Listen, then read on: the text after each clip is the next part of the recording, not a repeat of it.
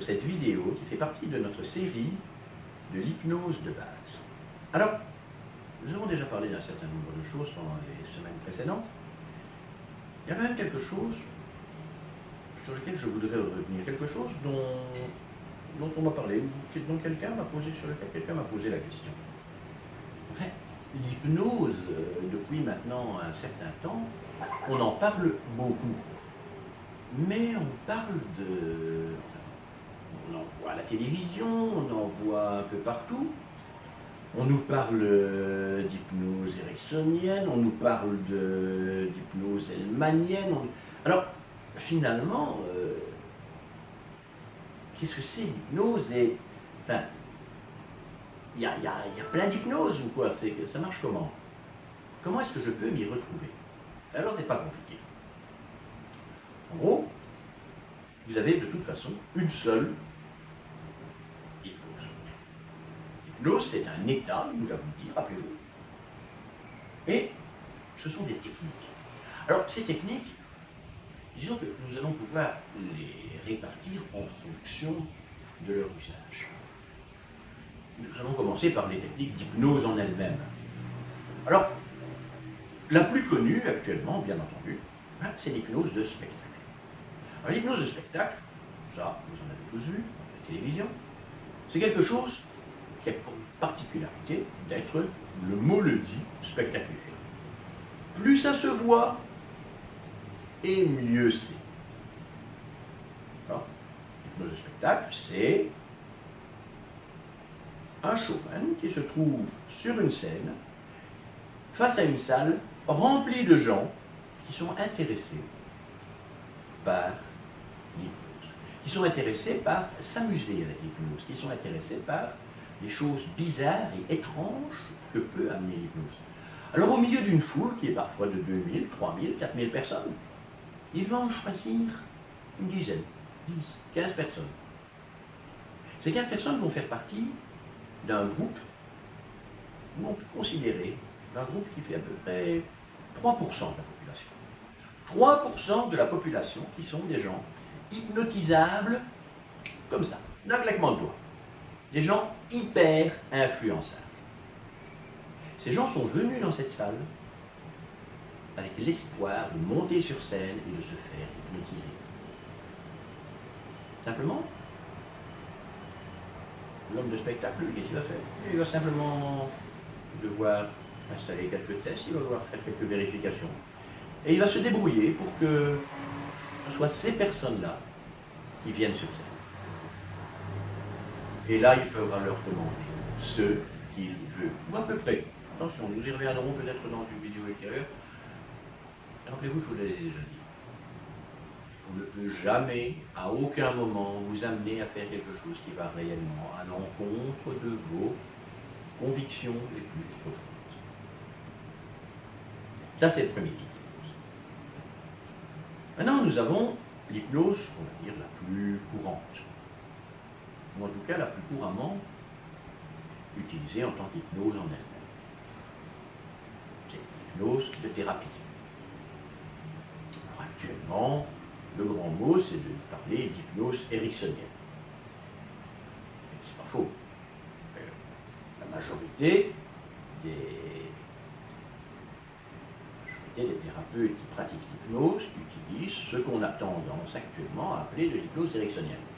Simplement, elle n'a été appelée ericksonienne qu'après la mort de Milton Erickson. Alors Milton Erickson, c'est ce thérapeute, psychiatre, psychologue, médecin américain qui a rendu ses lettres de noblesse à l'hypnose pendant la deuxième partie du XXe siècle. C'est lui qui a fait de l'hypnose un outil moderne et utilisable vraiment et efficace. Efficace dans la durée. La particularité de l'hypnose ericksonienne, c'est que on s'occupe essentiellement de l'opinion de la personne hypnotisée. Quand on demandait à Milton Erickson, mais docteur Erickson, quelle est votre méthode? Ce qu'il répondait, c'est ma méthode, c'est que je n'en ai pas.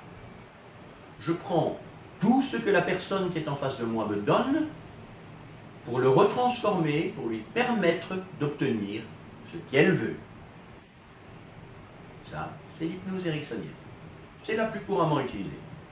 Maintenant, vous allez entendre aussi parler de gens qui vous disent « Non, non, mais moi je ne fais pas de l'ericksonien, moi je fais de l'hypnose hellmanienne. » Au moment d'utilisation réelle, au moment du fait de créer le changement, il y a peu de différence entre ce que le docteur Hellman, qui est un autre psychologue, hypnotiseur américain, a mis en place, et Erickson. La différence va se situer sur la façon de mettre la personne dans l'état d'hypnose. Hellman utilise d'autres modes de mise en induction. Mettre quelqu'un en état d'hypnose, on appelle ça faire une induction hypnotique. D'autres méthodes, parfois un peu plus classiques que Erickson. Erickson parlait beaucoup. Erickson travaillait énormément dans la discussion et amenait l'induction hypnotique d'une façon très souple, très lente, très relative aussi. Comme je le disais, il utilisait ce que la personne lui donnait. Les gens qui font de l'hypnose hellmanienne vont plus utiliser des protocoles plus établis, qui vont directement leur permettre d'aller à un certain niveau d'hypnose, d'état hypnotique. La technique d'entrée est différente.